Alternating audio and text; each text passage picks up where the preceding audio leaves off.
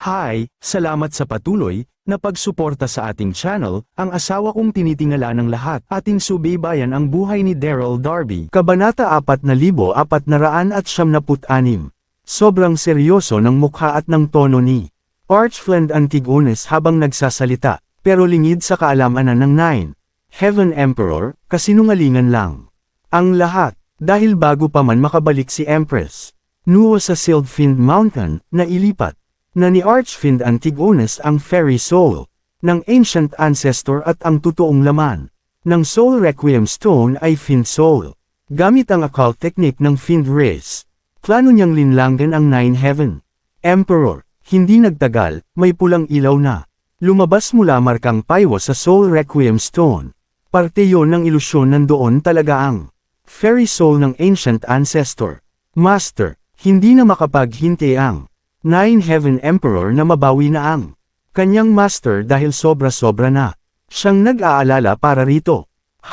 Noong oras na yun, naramdaman kaagad ni Empress Nuwa na parang may mali. Nakatayo siya sa tabi ni Archfiend Antigonus pero hindi niya nararamdaman ang enerhiya ng ancient ancestor. Pero ang Soul Requiem Stone ang pinaka-iingatan ng Fiend race kaya hindi na nakapagtataka na doon nila itatago ang fairy soul. Whoosh! Habang pinapanood ang mga nangyayari, lalong nawawalan ng pag-asa si Daryl. Ano ba kasing kinalaman ko sa innate spirit stone, at bakit sobrang importante ko naman ata na sa fairy soul ng ancient ancestor pa ako tinapat? Mag-era, habang namamrobal si Daryl, sumigaw ang Heaven Emperor, dalhin mo si Daryl dito. Ngumiti si Archfiend Antigonus at binato ang Soul Requiem Stone kay Thought Palette. Mo yan, sisigot pa lang sana si Thought nang biglang lumapit si Empress Nuwa at sinabi, Master, ako na. Pagkatapos, kinuha niya ang Soul Requiem Stone mula kay Thought at naglakad papunta kay Master Mag-era at Daryl. Hindi talaga siya mapanatag at malakas. Ang kutob niya na may masamang plano, si Archfiend Antigonus. Kaya kailangan niyang kumilos. Medyo nagulat si Archfiend Antigonus sa ginawa ni Empress Nuwa, pero lamang nang di hamak ang saya niya na makukuha na nila si Daryl sa wakas kaya hindi niya nalang ito pinalaki. Habang naglalakad, palihim na inactivate ni Empress Nuwa ang kanyang divine power at ininject sa Soul Requiem Stone. At hindi nagtagal, magkahalong gulat at galit ang naramdaman niya sa natuklasan niya. Napakasama talaga ni Archfiend Antigonus. Wala dito ang fairy soul ni Master. Sigurado si Empress Nuwa na wala ang fairy soul ng ancient ancestor sa loob ng Soul Requiem Stone, at ang nasa loob nito ay puro anino lang para linlanggan ang Heaven Emperor. Noong oras din na yun, dinala ni Mag-era si Daryl sa harap. Bakit? Noong nakita ni Master Mag-era na biglang natigilan si Empress Nuwa, pabulong siyang nagtanong, anong nangyari? Isa si Master Mag-era sa mga nakakita noong kinuha ni Empress Nuwa ang katawan ni Blaze. Kaya nang makita niyang nagbago ang reaksyon ng mukha nito, sigurado siyang may nangyari. Walang laman ang Spirit Stone. Niloko tayo ni Archfiend Antigonus. Sobrang hina ng boses ni Empress Nuwa na silang tatlo lang nina Master Mag-era at Daryl ang nakakarinig. Ano? Galit na galit si Master Mag-era. Napakasama talaga ng Archfiend Antigonus na yan. Buti na lang talaga at nakita na markang paywata ni Empress Nuwa at kinuha niya ang katawan ni Blaze. Gulat na gulat si Daryl. Anong nangyayari? Kailan pa pumanig si Blaze sa Godly Region? Talaga bang sinabi niya kay Master Mag-era ang sikreto ng Fiend race? Noong oras na yun, walang kaalam-alam si Daryl na si Empress Nuwa ang nasa loob ng katawan ni Blaze. Magpanggap kang aatakihin ako at nakawin mo sa akin ang Soul Requiem Stone. Bilasan mo. Pagdating sa mga estratehiya, sobrang bilis mag-isip ni Empress Nuwa. Naintindihan naman ni Master Mag-era kaagad ang kailangan niyang gawin kaya pabulong siyang sumagot, sige. Pasensya na kung masasaktan kita. Nilabas ni Master Mag-era ang kanyang divine power at sinampal si Empress Nuwa. Kayong mga Fiend, ang lakas naman talaga ng loob niyong makipag Bargain sa Godly Region. Pumunta kayo sa impyerno. Gulat na gulat ang lahat sa ginawa ni Master Mag-era. Ano, markang paywa lahat, maging sina Archfiend Antigonus at ang Nine Heaven Emperor ay hindi makapaniwala. Kabanata 4497. Anong nangyayari? Gulat na gulat si Daryl sa bilis ng mga pangyayari. Bakit niya sinampal? Ano ba kasing plano nila? Master Mag-era, galit na galit si Archfiend Antigonus. Bakit ang dumi mo iumaban? Hindi, akalain ni Archfiend na aatakihin sila ni Master Mag-era ng harap-harapan. Master Mag-era, nasisiraan ka na ba ng bait? Galit na, galit din ang Nine Heaven Emperor. Sobrang padalos-dalos ni Master Mag-era, hindi sila handang makipag laban sa ngayon. Paano na lang kung may mangyaring masama sa fairy soul ng Master nila? Walang kaalam-alam ang Nine Heaven Emperor na walang laman ng soul Requiem Stone at si Empress Nua mismo ang nag-utos kay Master Mag-era na atakihin ito. Hindi nagpatinag si Master Mag-era at nagpatuloy siya sa pag-atake kay Empress Nua hanggang sa tumilapon ito. Ang hindi alam ng lahat ay palabas lang. Ang lahat, kontrolado ni Master Mag-era. Ang lakas niya kaya sinigurado niyang hindi masasaktan si Empress Nua kahit pamukhang malakas ang ginawa niyang pag-atake, habang si Empress Nua naman ay nagpanggap na nanghihina at sinadya niyang bitawan ang Soul Requiem Stone. Mabilis kumilos si Master Mag-era.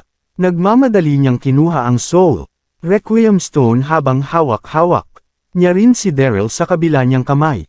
Nang ganun-ganun na lang, pareho niya nang hawak si Daryl at ang Soul Requiem Stone. Malinaw na pabor na ang sitwasyon sa Godly Region. Hindi masaya si Archfiend Antigonus sa nangyari kaya nanlilisik ang kanyang mga mata habang sinasabi, mukhang desidido ka na talagang mamatay, Master Mag-era. Habang nagsasalita, tumingin si Archfiend Antigonus sa Nine Heaven Emperor at galit na sumigaw.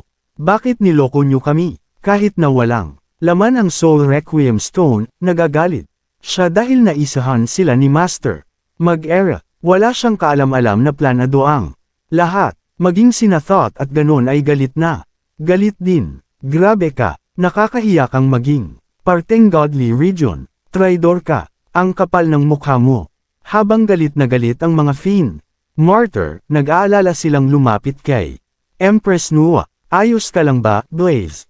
Wala silang kaalam-alam na hindi si Blaze, kundi si Empress Nua ang kaharap nila. Nakahinga ng maluwag si Empress Nua noong lumapit ang mga Fiend Martyr sa kanya at nagpakita ng pag-aalala.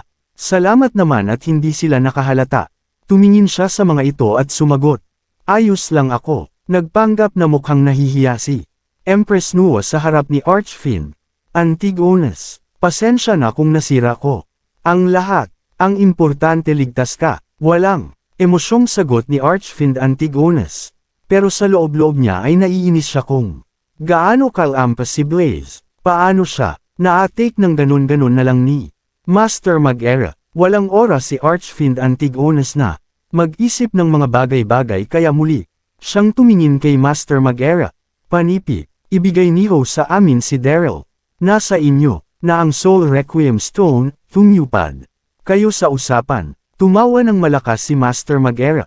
Gusto mong makuha si Daryl. Nanaginip ka ba? Kaya niyang makipag-usap sa Innate Spirit Stone, sa tingin mo ba? Isusuko ko na lang siya ng ganun-ganon. 0 hindi tumupad ang Godly Region sa usapan, pero may batas pa rin kaming sinusunod para sa mga masasamang nilalang na kagaya nyo. Lalong kumulo ang dugo ni Archfiend Antigonus nang marinig niya ang sinabi ni Master Mag-era, at biglang naging pula ang kanyang mga mata. Noong oras na yun, nahimasmasan na ang Nine Heaven Emperor at tumawa siya. Magaling Master Mag-era. Tama, ganyan natin sila dapat labanan. Sinada ng Nine Heaven Emperor na lalong asarin si Archfiend Antigonus. Panipi, salamat sa pagbabalik ng fairy soul ng Master namin, Archfiend Antigonus.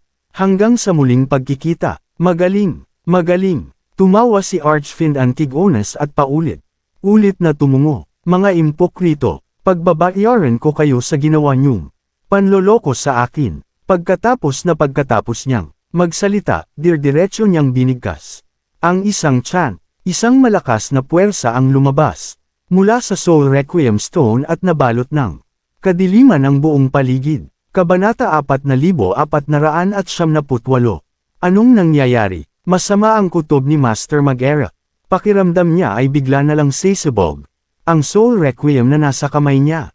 Ganun din ang pakiramdam ng 9 Heaven Emperor, ng mga opisyal at ni Daryl. Wala silang ideya sa chant na binigkas ni Archfiend Antigonus. Ang alam lang nila ay sobrang makapangyarihan ng Soul Requiem Stone at nagtataglay ito ng napakalakas na kapangyarihan. Master Mag-era, anong nangyari? May nangyari ba sa Fairy Soul ni Master? Sobrang nagpapanik ang 9 Heaven Emperor. Wala siyang kaalam-alam na wala sa loob ng Soul Requiem Stone ang Fairy Stone ng Ancient Ancestor.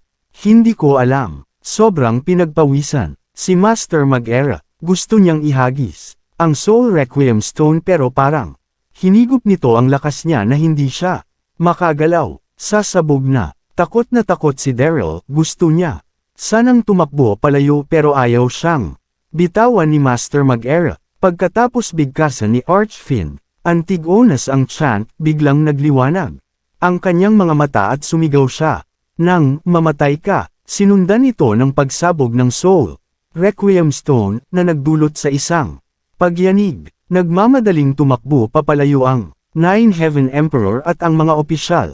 Sabay-sabay nilang itinaas ang kanilang mga kamay para lumabas ang kanilang protective screen. Si Empress Nua, na nakatayo sa tabi ni Master Mag-era ay tumilapon sa sobrang lakas ng enerhiya ng pinilit niyang tumayo. Hindi niya inakala na ganon kalakas ang Soul Requiem Stone. Nakaligtas kaya sina Daryl at Master Mag-era. Galit na galit ang 9 Heaven Emperor at ang iba pang mga opisyal. Ang alam nila ay nasa loob ng Soul Requiem Stone ang Fairy Stone ng Ancient Ancestor, kaya malaki ang posibilidad na may nangyari rito sa naging pagsabog ng bato. Nang mahawi na ang alikabok at lumino na ang paligid, tumambad sa kanila ang durog-durog na Master Mag-era. Hindi sila sigurado kung nakaligtas ito. Sa tabi nito, nakahiga rin si Daryl, na duguan. Kung noong nakaraang taon siguro ito nangyari kay Daryl, imposibleng mabuhay pa siya sa sobrang lakas ng naging pagsabog ng Soul Requiem Stone. Pero mula noong muli siyang binuhay ng Red Lotus Fayette, naging immortal na siya. At hindi na siya basta-bastang naapektuhan kahit gaano pa kalakas ang naging pagsabog. Pero walang may pakialam sa kanya. Master Mag-era, magkahalong pag-aalala at galit ang nararamdaman ng 9 Heaven Emperor. Ayos ka lang ba? Markang paywa. Sa kasamaang palad, hindi nakasagot si Master Mag-era dahil wala itong malay. Markang paywa. Lalong kinabahan ng 9 Heaven Emperor. Nagpapanik niyang hinanap ang Fairy Soul ng Ancient Ancestor pero hindi niya ito makita. At sa wakas, doon niya lang napagtanto na nilinlang sila ni Archfiend Antigonus.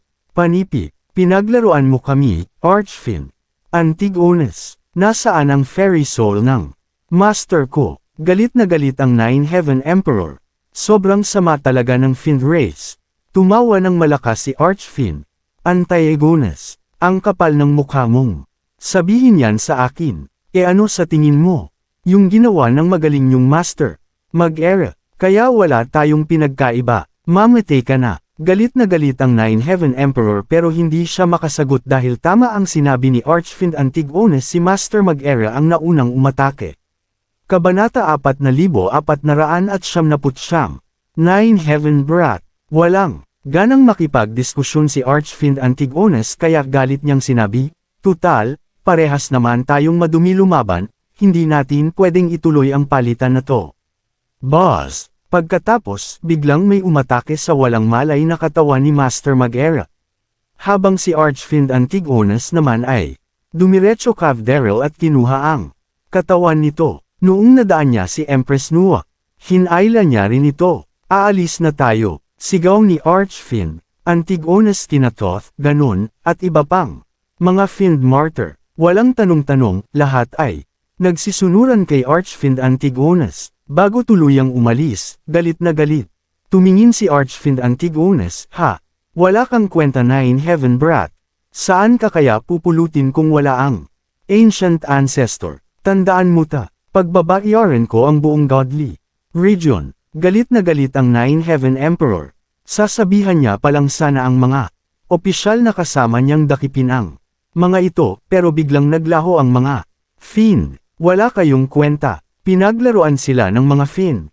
Bukod sa, hindi nila nakuha ang fairy soul ng master niya, nakuha ng mga ito si Daryl. Nang walang kahirap-hirap, paano pa nila mababawi ngayon ang master nila? Rumble, sa galit ng 9 Heaven Emperor, bigla niyang itinaas ang kanyang kamay, at nang ganun-ganun na lang, magkaliwat kanan ang mga kidlat na sumulpot. Halos hindi makahinga ang mga kasama niya habang pinapanood kung gaano siya kagalit. "Kamahalan." Lumapit ang Lunar General. "Kamahalan, kumalma ka. Huwag mong kalimutan na nandoon pa rin si Empress Nuwa, kaya sigurado ako na makakaisip siya ng paraan para makabawi tayo." Sumang-ayon ang lahat. Nang marinig ng 9 Heaven Emperor ang sinabi ng Lunar General, bigla siyang kumalma. "Dalhin niyo si Master Mag-era sa Imperial Sky Palace. Kailangan niyang siguraduhin na mabubuhay si Master Mag-era dahil ito ang kanang kamay niya." "Opo, kamahalan." Hindi nagtagal, nakabalik si Archfiend Antigonus sa Silphiend Mountain Palace. Thud. Hinagis niya sina Empress Nuwa at Daryl sa sahig bago siya maglakad papunta sa kanyang trono. Galit na galit siya. "Blaze, anong nangyari kanina? Bakit hinayaan mo si Master Mag-era na atakihin ka ng ganun-ganun na lang?" Dahil sa nangyari, lalong nawalan ng tiwala si Archfiend Antigonus kay Blaze. Sinadya ni Empress Nuwa na magmukhang nakakaawa. "Sa tingin ko planado ng Godly Region ang mga nangyari. Masyadong biglaan ang pag-atake ni Master Mag-era kaya hindi na ako nakailag." Habang nagsasalita, iniisip niya kung wala sa Soul Requiem Stone ang Fairy Soul ng Master niya, nasaan? Hayaan mo na. Epektibo naman ang pagpapaawa ni Empress Nuwa, at sinabi ni Archfiend Antigonus, "Alam kong pagod ka na kaya magpahinga ka muna." "Opo, kamahalan." Pagkatapos magsalita, nagmamadaling umalis si Empress Nuwa. Tinignan ni Archfiend ang walang malay na Daryl at natatawang sinabi, "Napaka-swerte mo talaga. Sa lakas ng pagsabog ng Soul Requiem Stone, hindi ka pa natuluyan." Masaya siya dahil nakuha nila si Daryl. Pero naiinis siya dahil sobrang iniingatan nila ang Soul Requiem Stone, pero ginamit lang nito sa isang napakawalang kwentang dahilan. Lumapit si Thought at naguguluhang sinabi, "Hindi ba parang napakalaking kapalit naman ng Soul Requiem Stone para lang kay Daryl?" Umiling si Archfiend Antigonus at nagpaliwanag, "Hindi pwedeng magkamali ang Innate Spirit Stone. Ang lalaking to ang makakasira ng plano nating sakupin ang Godly Region, kaya kailangan natin siyang mapatay, kahit ano pang maging kapalit. Kumpara sa buhay niya, maliit na bagay lang ang Soul Requiem Stone." Tumungo si Thought, "Samasang-ayon ako sa'yo, kamahalan." Ganun pala." Hindi makapaniwala si Empress Nuwa na nakatayo sa isang gilid sa lahat ng mga narinig niya. Kabanata 4,500. Yun ba ang dahilan kung bakit gustong makuha ng mga Fiend si Daryl? Dahil sinabi ng Innate Spirit Stone na ito ang magiging hadlang sa kanila sa pagsakop sa Godly Region. Noong una, hindi niya maintindihan kung bakit sobrang interesado ng Fiend race na makuha si Daryl. Habang pinoproseso pa ni Empress Nuwa ang mga nalaman niya, muling nagsalita si Thought, "Patayin na natin ang lalaking yan." Tumungo si Archfiend Antigonus. Walang ano-ano, lumapit si Thought at nagliwanag ng kulay bluish-green ang kanyang mga kamay na tinapat niya kay Daryl. Yun ang Fiend Soul Flame. Mangilan, ngilan lang sa mga Fiend ang kayang magpalabas nun at kaya nitong sunugin ang lahat ng bagay, kahit gaano pa kalamang. Biglang bumilis ang tibok ni Empress Nuwa. Hindi pwedeng mamatay si Daryl, lalo na at ito lang ang pwedeng maging pag-asa ng Godly Region para matalo ang Fiend race. Pero huli na ang lahat. Pero gulat na gulat si Archfiend Antigonas at ang iba pang mga Fiend Martyr ng masaksihang lumutang lang. Ang Fiend Soul Flame sa katawan N. Daryl hanggang sa tuluyan itong nawala. Na parang bula. Paano nangyari yun? Nagtinginan silang lahat. Hindi nila alam kung anong nangyayari. Hindi nasunog ng Fiend Soul Flame ang katawan ni Daryl. Bakit? Paano? Maging si Empress Nua ay gulat na. Gulat din. Hindi kaya ang kapangyarihan na humigop sa Fiend Soul Flame ay ang Red Lotus Fayette. Gumamit si Daryl ng Red Lotus Fayette. Ang Red Lotus Fayette na himasmasan si Archfiend Antigonas at sinabi na may sobrang seryosong tono. Kaya naman ganun niya nalang kadaling nabawi ang fairy soul niya pagkatapos ng huli naming laban ay dahil gumamit siya ng Red Lotus Fayette. Ilang milenyo nang nabubuhay sina Archfiend Antigonas at Empress Nua. Kaya alam nila na Red Lotus Fayette lang ang may kayang gumawa ng kung anumang nangyari kay Daryl pero lumalabas lang ang Red Lotus Fayette tuwing 5 milenyo. Ano? Gulat na gulat ang mga Fiend Martyr.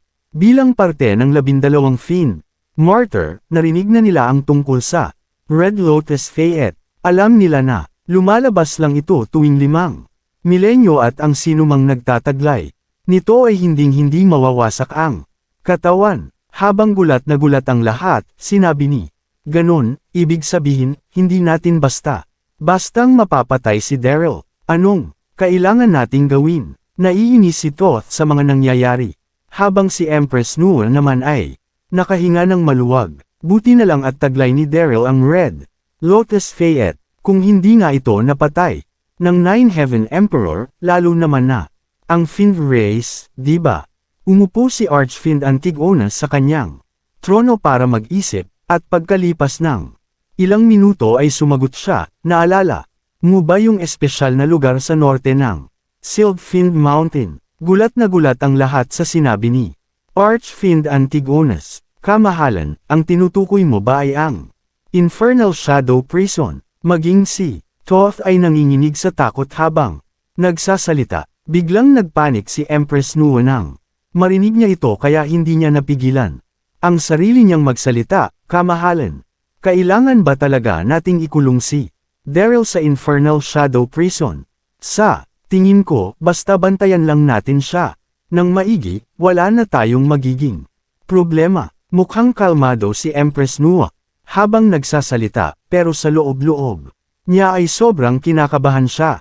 Noong narinig niya palang ang Infernal Shadow Prison, sobrang kinilabutan na siya. Doon nakakulong ang 4 na Evil Beast. Sabay na ginawa ni Pangu ang 4 na Congenial Beast at 4 na Evil Beast.